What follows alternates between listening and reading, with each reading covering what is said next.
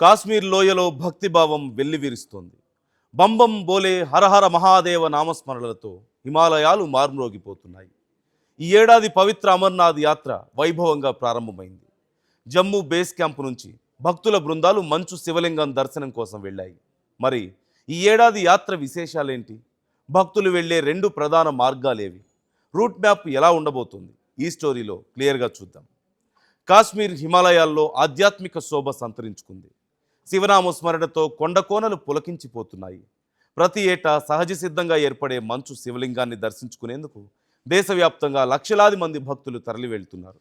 July 3న ప్రారంభమైన ఈ పవిత్ర అమర్నాథ్ యాత్ర ఆగస్టు 28 వరకు, అంటే దాదాపు 57 రోజుల పాటు అత్యంత వైభవంగా సాగనుంది.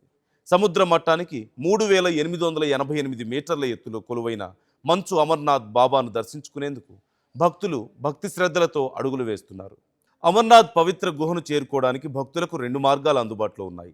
అందులో మొదటిది అనంతనాగ్ జిల్లాలోని నున్వాన్ పహల్గామ్ బేస్ క్యాంప్. ఇది 48 కిలోమీటర్ల సాంప్రదాయ సుదీర్ఘ మార్గం.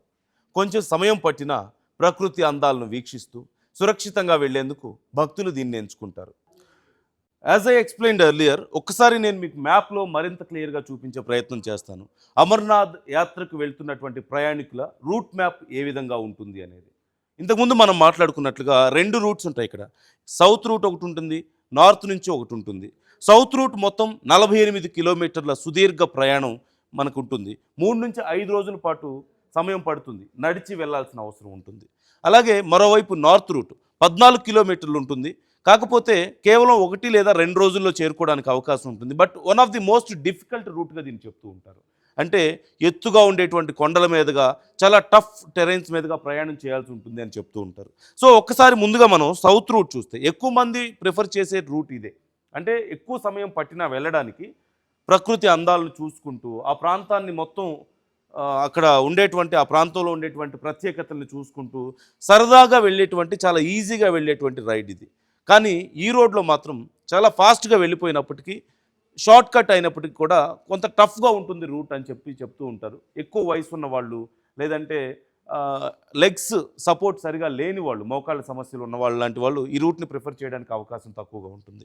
సో ఇక్కడి నుంచి చూస్తే సౌత్లో ముందు పహల్గామ్ నుంచి మొదలవుతుంది. ఇక్కడ పహల్గామ్ మార్గ్ నుంచి, ఇక్కడి నుంచి చందన్వాడి బేస్ క్యాంప్కి చేరుకోవాల్సి ఉంటుంది. సో ఇది 16 కిలోమీటర్స్ ఉంటుంది. ఇక్కడి నుంచి మళ్ళీ శేష్నాగ్కి, అండ్ అక్కడి నుంచి పంచతర్నికి, అక్కడి నుంచి సంగం, ఆ తర్వాత అమర్నాథ్కి రీచ్ అవుతారు. సో మొత్తం 48 కిలోమీటర్స్ వెళ్ళడానికి, సహజంగా ఒక 48 కిలోమీటర్స్ డిస్టెన్స్ మనం నడిచి వెళ్ళాలంటే కొంచెం హెల్తీగా ఉన్న వాళ్ళైతే నార్మల్ రోడ్స్లో 1 డేలో వెళ్ళిపోతారు. బట్ ఇక్కడ ఆల్మోస్ట్ మనం చూస్తున్నాం ఈ 48 కిలోమీటర్స్ వెళ్ళడానికి 3 to 5 డేస్ పడుతుంది. కొండ ప్రాంతం, ఆక్సిజన్ తక్కువగా ఉంటుంది, హై ఆల్టిట్యూడ్ ఉంటుంది, అలవాటు లేని ప్రాంతం, వెదర్ కండిషన్స్ ఎప్పటికప్పుడు మారిపోతూ ఉంటాయి. సో ప్రతి క్యాంప్కి వెళ్ళడానికి ముందే ఆ క్యాంపుకు దగ్గరలో ఉండేటువంటి వెదర్ కండిషన్స్ని అలర్ట్ చూసుకొని అంతా బాగుంటే ముందుకు వెళ్తూ ఉంటారు. లేదు అంటే అవసరమైతే ఒక రోజు లేదంటే ఒక హాఫ్ డే రెస్ట్ తీసుకొని ఆ తర్వాత వెళ్తూ ఉంటుంటారు. సో దానివల్ల ఇది సుమారుగా ఈ 48 కిలోమీటర్స్ వెళ్ళడానికి అప్రాక్సిమేట్లీ 3 to 5 డేస్ టైం పట్టే అవకాశం కనిపిస్తుంది మనకి. అంటే అప్రాక్సిమేట్లీ రోజుకి 10 నుంచి 15 కిలోమీటర్లు మాత్రమే నడవాల్సిన పరిస్థితి ఉంటుంది. అంతకుమించి వెళ్ళడానికి కూడా అక్కడ అధికారులు కూడా అవకాశం ఇవ్వరు అంటూ చెప్తున్నారు. మరోవైపు ఇక నార్త్ రూట్ చూసుకుంటే బల్తాల్ మార్గం, ఇది బల్తాల్ బేస్ క్యాంప్ నుంచి స్టార్ట్ అయితే ఇది ఆల్రెడీ హిమాలయాలకు దగ్గరగా ఉండేటువంటి ప్రాంతం, పైన ఉండేటువంటి ప్రాంతం. ఈ రోడ్లో డైరెక్ట్గా ఇక్కడి వరకు, బల్తాల్ వరకు కూడా సర్వీస్ ఉంటుంది, ట్రాన్స్పోర్టేషన్ సర్వీస్ ఉంటుంది. సో అక్కడి నుంచి ఈజీగా 1 or 2 డేస్లో వెళ్ళొచ్చు. కాకపోతే తక్కువ టైం పట్టినప్పటికి, ఇంతకుముందు మనం చెప్పుకున్నట్లుగా చాలా టఫ్ రోడ్స్ అక్కడ ఉంటాయి, చాలా హైట్ ఉంటాయి, కొండల మీదుగా ప్రయాణం చేయాల్సి ఉంటుంది. సో ఎక్కువ వయసు ఉన్న వాళ్ళు, లేదంటే మోకాళ్ళ సమస్యలు ఉన్న వాళ్ళు కష్టం అంటూ చెప్తున్నారు. అయితే ఇక్కడి నుంచి 14 కిలోమీటర్స్ డిస్టెన్స్లో బరారీ ఉంటుంది. ఇక్కడ టోటల్గా వెళ్ళడానికి 14 కిలోమీటర్స్ ఉంటుంది. మధ్యలో బరారీ క్యాంప్కి రీచ్ అవుతారు.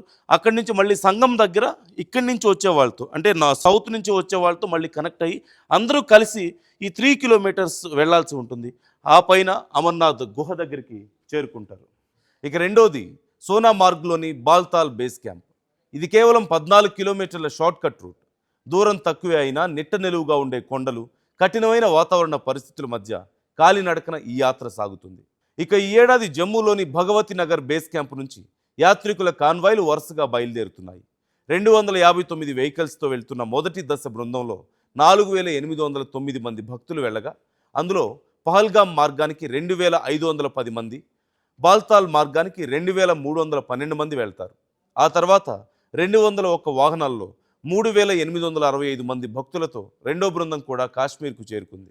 ప్రస్తుతం నున్వాన్, పహల్గామ్, బాల్తాల్ బేస్ క్యాంపుల నుంచి ప్రతిరోజు తెల్లవారుజామునే భక్తులను దశల వారీగా కాలినడకన అమర్నాథ్ గుహ వైపు పంపిస్తున్నారు. రెండు మార్గాల నుంచి వేలాది మంది భక్తులు ఇప్పటికే బాబా బార్పని దర్శనం చేసుకున్నారు. ఇప్పటి వరకు 12,000 మందికి పైగా భక్తులు మంచు శివలింగాన్ని దర్శించుకున్నారు. ఇదే సమయంలో భగవతీ నగర్ బేస్ క్యాంపు నుంచి మూడో విడతలో మరో 4800 మందికి పైగా భక్తులతో కాన్వాయ్ కూడా కాశ్మీర్కు బయలుదేరుతుంది. దీంతో పహల్గామ్, బాల్తాల్ రెండు మార్గాల్లోనూ భక్తుల రద్దీ రోజురోజుకి పెరుగుతుంది. అమర్నాథ్ యాత్ర నేతృత్వంలో కాశ్మీర్ లోయలో ఎలాంటి అవాంఛనీయ ఘటనలు జరగకుండా కేంద్ర రాష్ట్ర ప్రభుత్వాలు కట్టుదిట్టమైన భద్రత ఏర్పాట్లు చేశాయి. యాత్రా మార్గాల పొడవునా భారీగా భద్రతా బలగాలను మోహరించారు. అధునాతన డ్రోన్లు, సీసీటీవీ కెమెరాలు, శాటిలైట్ నిఘా వ్యవస్థతో ప్రతి ఒక్కరి కదలికలను నిరంతరం పర్యవేక్షిస్తున్నారు. భక్తుల కాన్వాయ్లకు ప్రత్యేక రక్షణ కల్పిస్తున్నారు.